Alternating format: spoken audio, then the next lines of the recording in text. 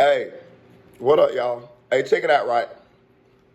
So y'all know I always had a stories for y'all, right? So check this out, right? So I was looking at I was doing the Archie episode video, and they were saying his brother allegedly killed him. And then I was reading y'all comments, right? And y'all know, this chick's 1,000. You know what I'm saying? A couple of y'all in the comment section on the Archie episode video, right? We saying, was it cool for, his brother to do that to him? Or, some people really feel strong like family is family, and, this and that there. And, excuse me, y'all. Well, I got weed all, I got that shit everywhere. I just spray that shit all everywhere. But we was talking on that, and we was, hit that thing with the scissors. I don't be liking all them ends and fucked up. So anyway, we were talking on the Archie episode thing, and it got me to thinking, right? Because I was explaining the situation that between me and my brother in the comments. If y'all want to know what I'm talking about, go to the comments of the Archie episode video that I just dropped, and you will see you can jump in the conversation. But this video is not about that. I went to thinking about how easy it is to get into some messed up situations with your family. And I told y'all, man, part of the reason why I brought this channel to y'all is because, man, I got so many stories, so many crazy stories that happened to me in my life.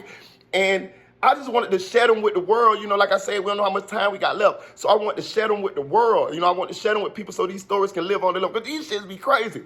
Okay, so this video is about the time I beat up my 60-year-old daddy. That sound bad, don't it? It sound bad, don't it? It sound like, listen, when I tell you I beat him up, I put them hands on him. Beep, beep, beep, beep, beep, beep. I'm talking about I'll fight him like I'm a Floyd Mayweather. Listen, I'm trying to beat him like he was anybody in the streets. But let me tell you how we get to that point. I love my daddy, still love my daddy. My daddy, OG in the streets, got a lot of rank, game, clout. My daddy was like one of the ones. You know what I'm talking about? Like OG gangster. If you go to Orlando, Florida, you say my daddy name, like it's like, you know what I'm saying? But I put these hands on him when he was 60, and I'm gonna tell you why, right? But before we get into it, like, share, subscribe to this channel, man. I appreciate it. Y'all know I be bringing y'all the heat. This story right here is going to shock y'all, right? As to what happened, as to how I end up putting the hands on my 60-year-old daddy. And I don't got no remorse about it. I don't feel bad about it. And I wasn't wrong in my opinion. Okay, so check this out, right? So I was 21 years old, and I did not live with my dad at this time. Me and my baby mama had got an apartment, but our apartment was like 2 houses down from my daddy. My dad had an apartment, and my daddy had a trap. No, my dad had a house, and he had a trap. The trap was 2 houses from his house, and my house was 3 houses away from the trap and my daddy's house. I'll tell you, my dad was an OG gangster. My daddy always had that work, everything. You know what I'm talking about? For real. Now, he retired now, it don't matter no more. But, so I ain't snitching. Y'all want to put him in jail? My daddy, ain't nothing going to happen. For real. My daddy connected in with all kind of mails, everything. But anyway, never been to jail for selling drugs in his life either, by the way. My daddy owned a couple clubs in Orlando, all kind of stuff. But check this out, right? So I was 21. I had an apartment with my baby mama, 2 or 3 houses down from my daddy's house and my daddy's trap, right? At this time, I did the math. I wanted to make sure the age was right. At this time, my daddy was 58 and I was 21, right? So my daddy got this thing where he'd like to try to shine on you, right? My daddy also was in Vietnam. He's a Vietnam veteran. My daddy got shot twice. He knew a lot of police officers that used to be in Vietnam with him. So when he came home from Vietnam, some of his buddies from the army came home too, and they became police officers. So my daddy connected. You know what I'm saying? At any given time, my daddy have somebody right here finna buy an ounce of dope, and a police sitting right motherfucking here. But at the same time, my daddy got him waiting like, hey, You gonna sit your ass down here and have this conversation with us about whatever we finna talk about until the police leave, and then I'm finna serve you this zip, you finna get the fuck on. And that's just how it went. This shit went down all my life. People will be, my dad will be sitting there with motherfucking the fire chief, and one of my daddy customers will come up and he'll just play it off and just sit down and just to go to talking. The dude might sit there for like an hour or two. You know, we just sitting there because we know what's going on. We like, boy, he really want to buy that dope, but fire chief here, so he got to play it off. He can't just leave. He got to come sit down, act like he one of my daddy friends and this and that there. So this shit, I'm just telling you shit my daddy had. My dad was a gangster, for real. So anyway, some kind of way, my daddy had sent one of the crackheads to my house to ask me to come downstairs. It was early in the morning, probably maybe like 10. My dad used to get up early, and he had this spot where he used to sit across the street with all his Vietnam buddies, with all his police friends, with all his customers. Like, I'm talking about, they used to just stop by all day. Like, he had his own little spot where people just used to stop by, and, you know, all day, like, I'm talking about, it may be 20, 30 people out of the whole day just stop. I mean, it might be the motorcycle police. It might be the mail. I mean, they may stop by. He had everybody. I'm talking about, it was a who's who of people who was known in Orlando that just used to come by and speak to my dad. So anyway, my daddy, some kind of way, my daddy sent the crackhead across the street to wake me up to get me out to come downstairs because he had his friends, his Vietnam buddies and all of them downstairs. Over in his little hangout spot over across the street, and he wanted to see me. I'm his son. Okay, cool. But I'm kind of sleepy. So I get up, I go down there. At this time, I got my baby mama, and I got a newborn baby. So I'm a grown man. You know what I'm saying? So I go across the street, and my daddy asked me something, but he asked me something about how much money I had in my pocket, right? So I say, what you mean how much money I got in my pocket? My dad, I think my daddy had a thing on me that I used to like to blow money or something. And I was young, you know, we blowed money. So what happened was I had done made probably about a good $3,000, you know what I'm saying, hustling with my daddy. I think that night prior or a couple days prior, and my daddy was trying to little boy me in front of his friends and asked me how much of the money that I had left. But at the same time, I'm a grown man. I got a whole household that I take care of. Damn, don't ask me how much money I got left. If you're gonna ask me that with me and you. Don't be calling me downstairs early in the morning to ask me that in front of your buddies, your 60 and 50 and 60 and 70-year-old Vietnam buddies that I don't even know. Like, you trying to shine on me in front of them, right? So anyway, this in my mind, but I don't say it. I'm like, what you mean how much money I got left? Man, look, check this out. I see what you on this morning, Daddy. I'm finna walk to the store. So where my daddy's little spot was at, it was a store through the little cut from there. So I was gonna go to the store, get me some blunts. Because the early morning got me up. Now, fuck it. I'm gonna go to the store, get me some blunts. And I'm finna go back home and cook me some breakfast because early I'm gonna get high, play Madden, fix me some breakfast or get my girl to fix some breakfast, and I'm finna just, I'm up now, fuck it. So as I'm walking, I told myself I'm finna slide, man. I see what you on this morning. I ain't got time for that shit. So I'm finna slide, right? So I'm walking. When I'm walking away from it, right? I hear him say, motherfucker, don't you walk away from me. I turn around. I'm like, man, keep on walking. When I go to walking, maybe about a good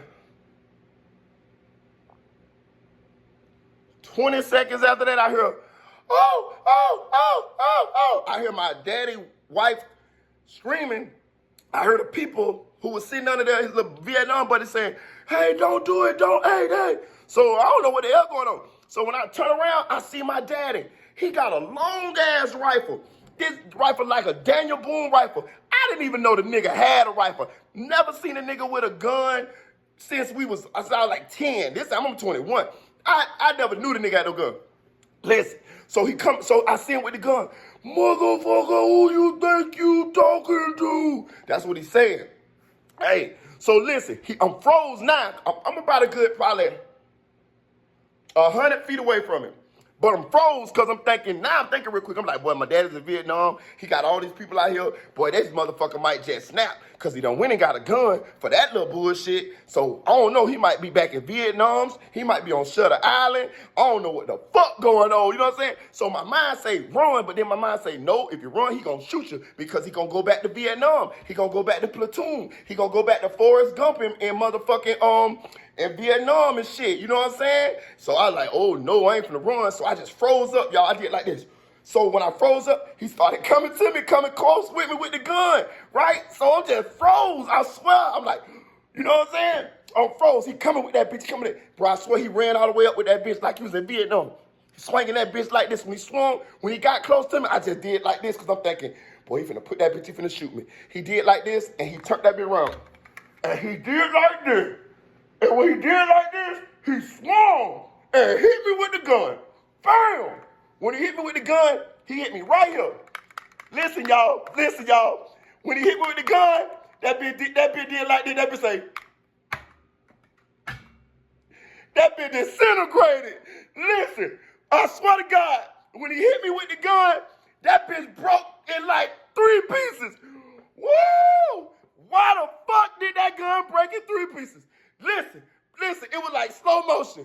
The gun broke in 3 pieces. All he had was like the little bitty, the barrel, the metal barrel of that bitch, the wood, everything. The gun must have been from World War II. He must have brought that bitch from Vietnam with him. Hey, listen, that bitch broke in some of the pieces. All he had was the barrel. I'm talking about, it was just about like this. He had the barrel, right? You know me. It was like slow motion. He looked down. I looked down, he looked at me, I looked at him, and all I seen was red. I rose up like the phoenix on his ass.